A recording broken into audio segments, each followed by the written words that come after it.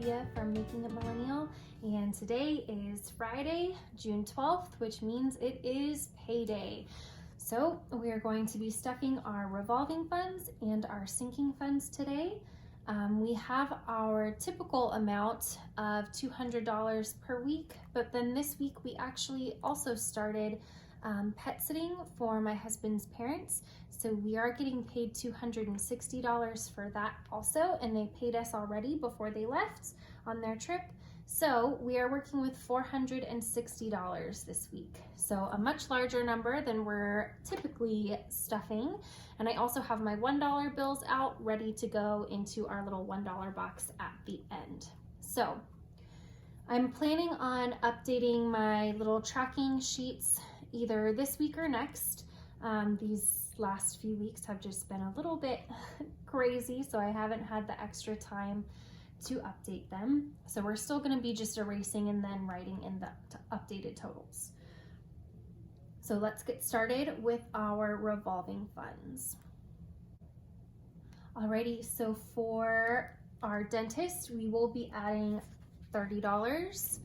And this week, we're going to be doing a lot of smaller bills again. Last week, we were able to use a little bit bigger bills, but this week we'll be breaking it down a little bit more. Okay, so dentist was $30.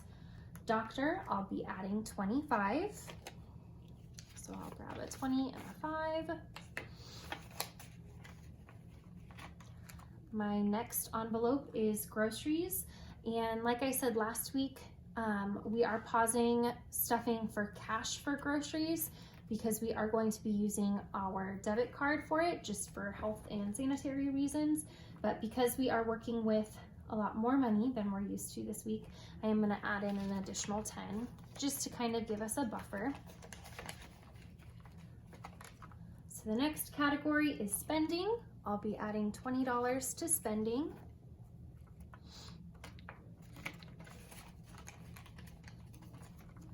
Right, for my baby category, I will be adding $35. So 20, 10, and 5. Which I know I did go shopping today a little bit for baby. So I will be taking some of this cash out at the end of the month and putting it towards our checking account so I can pay off my credit card. I used my credit card today when I was buying my baby things instead of taking out cash with me so that I can get the cash reward benefit from using my credit card. So what I'm planning on doing for things like this, like for the baby things or things that I have specific goals in mind, for spending, I'm still going to be using cash, but when I have things that are automatically labeled, like if I go to buy baby like I did today and spend money only on baby things, I know exactly how much I need to take out of this, but if I can put it on the credit card right there and then pay it on at the end of the month, I'll be getting the cashback rewards from my credit card. So my credit card will be paid off by the end of the month, and I will be taking some of this money out at the end of the month, but for right now, we'll just leave it as is. My next category is laundry, and I will be adding $25 to laundry. So I'll put the 5 in front of my 10, and then the 20 will go in back. All right. And then car maintenance, I will be adding $60. So 20, 40, and 60.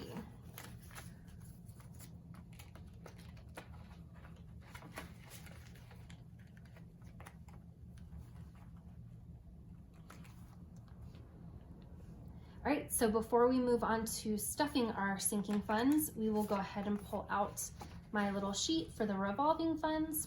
We'll see how much we started with. So we started with $45 in dentist, $40 in doctors, $10 in groceries, $10 in spending, $100 in baby, $40 in laundry, and then $130 in car maintenance. So since I added 30 to our dentist fund, that will get me to $75 for the dentist, For doctors, I added $25, so that brings me to $65. For groceries, I just added 10, so I have $20. Spending, I added 20, so I now have 30. Baby, I added 35, so I'm at 135. And like I said, I think I used around $112 of this, so that will be updated at the end of the month. Laundry, I added 25, so I'm now at 65. Which means I have already saved up enough money for my laundry so that I know we are good for July, because my budget every month for laundry is around $60. So I know we'll be good for July. Car maintenance, I added 60, so that brought me from 130 to 190.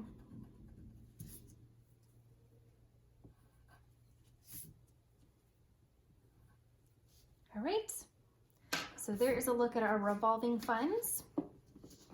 We'll go ahead and put this back in.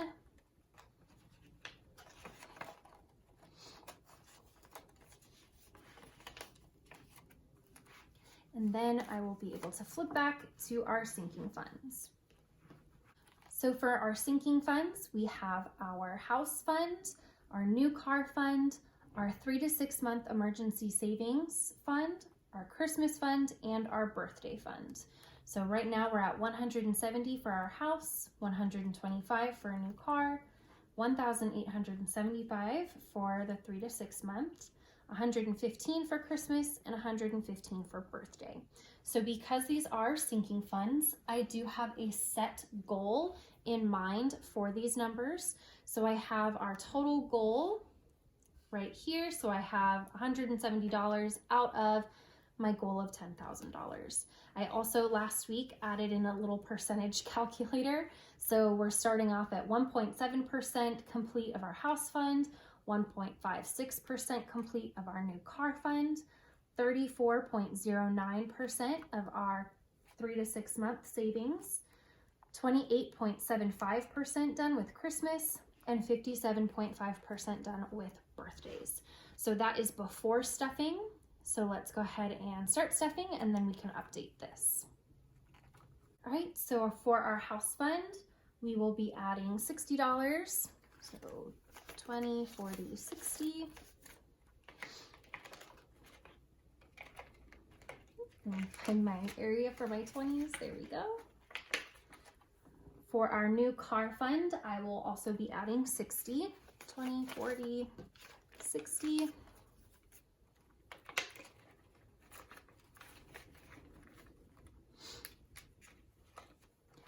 For our 3 to 6 month savings, I will be adding $65.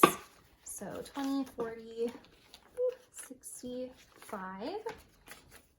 So I'll put the $5 in front and then put my 20s in.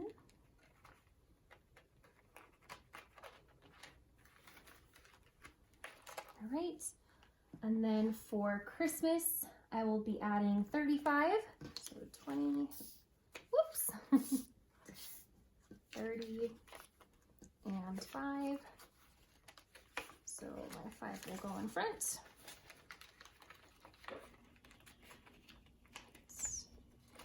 And then my 20 and 10. Right. And for birthdays, I will be adding 35 also, so 20, 10, and 5.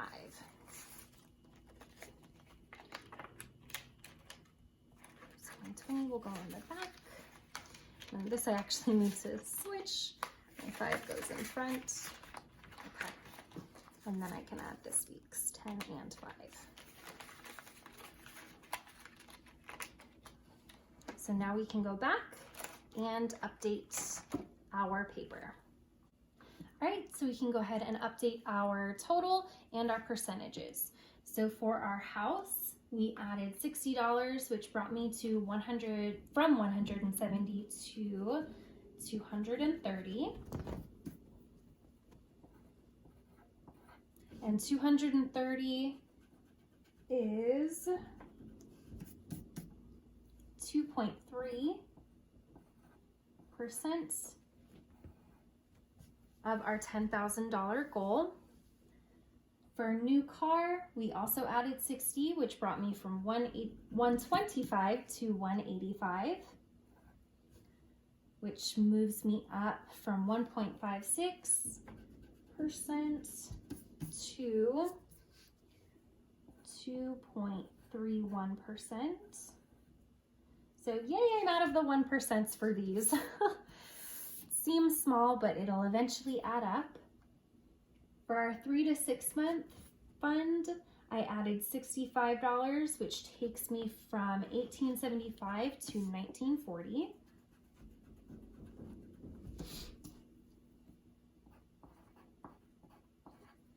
Which is,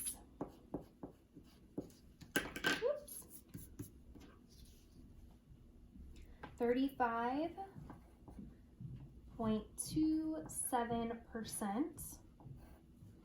See if I have room for a small percent symbol of our $5,500 goal. For Christmas, we added 35, so I'm at 150 out of my $400 goal. So I'm 37.5% there. And for birthdays, I also added 35. So again, I am at 150, which gets me to 75% of the way complete with my birthday goal. So looking at these numbers, it's easy to kind of get discouraged and see, oh, I'm only at 2.3, I'm only at 2.31%. But over time, it's really fun for me to know that, hey, 2.3% is closer to my goal than 0% was. So I'm making some progress and some headway. And I don't have a set time for these goals. I mean, Christmas is kind of, you're set for December. And for birthdays, for us, our big birthday month is September. And we're almost there with that. So I'm not concerned about birthdays and I'm not concerned about Christmas. And the other 3 categories I have, I'm not having a time limit on. So when we get there, we will get there. And until then, we will just add as much as we can in each of these little funds. So I will put this tracker back for my sinking funds. And we can look and see and check in with our goals for our milestones on the back. For each of my sinking funds, I kept a sheet in the back where it has my goal and broken down into steps. So when I meet a different milestone of my goal, I'm able to cross it off. So for my house fund, my new car fund, I'm not able to cross anything off because our first milestone is $500 for each of those. And I'm not quite there yet, so I can't cross anything off with that. Cash savings, the next milestone I can check off is $2,000. So since I'm only at $1,940, I'm not quite there yet. So close, only $60 more to go, but not quite. Christmas gifts, our next milestone was $150, so I can cross that off, woohoo, which is super exciting. So I will cross that off and put it back in. And I will do the same thing with birthday because that was also $150 for our next milestone. So I can cross this off and be one step closer to hitting my goal of $200. All right, and like I've mentioned in my previous videos, I am doing a $1 savings challenge. So anytime I get $1 or $1 bills back for change or for anything else, I automatically take them, I stash them away, and then when I am stuffing my envelopes at the end of the week, I take out my fancy $1 box, I open the box, and I just toss my $1 bills in. So I'm not counting them, I'm not organizing them, I'm not even really thinking about them, I'm just putting them in the box and then putting them off to the side. So at the end of the year, we will be able to open this and see how many ones we've been able to save. And then at the end of the year, we can decide what to do with this. We can either go out to a dinner or maybe put it towards one of our sinking funds. We'll have to see when we get there and how much we have saved. So this has been a fun little surprise savings. All right, that's it for today's video. Thank you guys so much for watching. I will see you next week for our third paycheck of June and stuffing that. In the meantime, if you guys want to get your own cash envelopes, I will link my Etsy shop down below. I sell the kind of envelopes that I use, just clear and labeled envelopes. And I also have a couple of sets of some fun pink envelopes and some fun blue envelopes as well. So that will be in the description box down below if you guys want to check it out. And I will see